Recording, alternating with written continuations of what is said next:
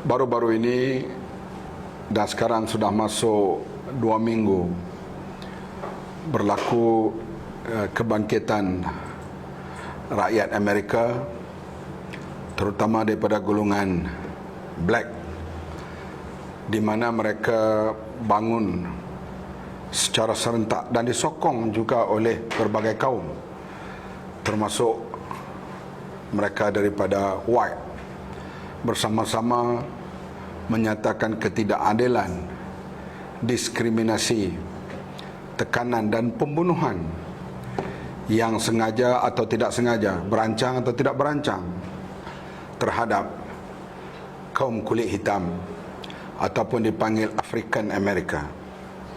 Ianya telah berlangsung begitu lama sistem perhambaan, diskriminasi di Amerika Syarikat, sejak daripada zaman George Washington yang cuba menyelesaikan masalah perhambaan, dan zaman John F. Kennedy, munculnya Malcolm X, termasuk Muhammad Ali, juara tinju yang juga memainkan peranan untuk menentang diskriminasi terhadap black ataupun African America. Ianya berterusan sampailah kepada zaman pemerintahan Presiden Donald Trump, di mana beliau memainkan peranan dan mengutarakan soal white supremacy. Maka penindasan terhadap golongan kulit hitam semakin bertambah, sehingga berlaku pembunuhan yang tragis yang dilakukan oleh anggota polis. Perkara ini menjadi satu spark kepada seluruh Amerika dan seluruh Eropah terhadap diskriminasi atau white supremacy yang berlangsung terutama di Amerika Syarikat dan beberapa buah negara Eropah. Saya timbulkan perkara ini kerana perjuangan berasaskan kaum amat berbahaya. Seperti di Malaysia sekarang ini muncul kumpulan yang mengagungkan, mengutarakan ketuanan Melayu. Bukan orang Melayu yang bertakwa, bukan memperjuangkan Melayu yang berwibawa, bukan memperjuangkan Melayu yang berintegriti, tetapi dimainkan ajaran baru ini yang menjelma, hampir berlaku di majoriti masjid di Malaysia. Mereka memberi penekanan soal ketuanan Melayu. Walaupun seorang Melayu itu jahat, rasuah, menyeleweng, tetapi ia beragama Islam. Orang yang beragama Islam akhirnya akan masuk ke syurga.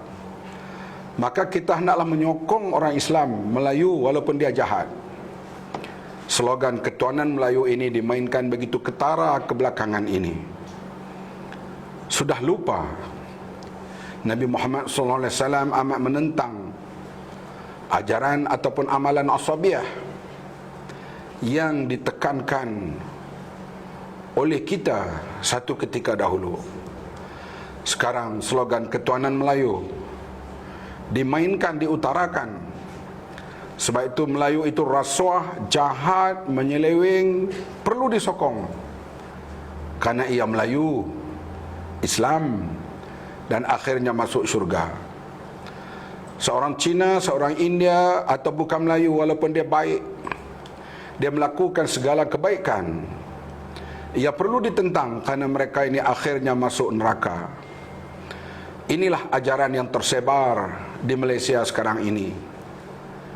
Kalau ianya terus dipupuk, ia membawa bahaya seperti yang tercetus di Amerika sekarang, soal white supremacy, yang akhirnya rakyat Amerika bangun, keluar ke jalan raya.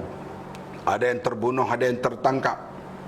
Berbagai kaum dan agama, Islam dan bukan Islam, bangun menentang pahaman white supremacy ini yang ditajak kuat oleh Donald Trump, dan juga saya yakin disokong oleh Zionis Israel yang amat memainkan peranan bahawa merekalah kaum yang terpilih, yaitu Bani Israel, Jew, yang akhirnya mereka di atas slogan mereka ini, mereka boleh menghalau penduduk asal di bumi Palestin dan mewujudkan negara Zionis Israel.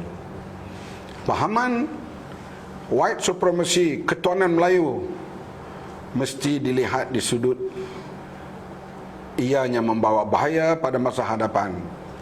Tetapi tidak masalah kita memperjuangkan untuk mewujudkan Melayu yang berwibawa, Melayu yang berintegriti, Melayu yang bertakwa, dan akhirnya lahirlah masyarakat madani yang pernah kita julang satu ketika dahulu, dan sekarang masyarakat madani seolah-olah dilupai.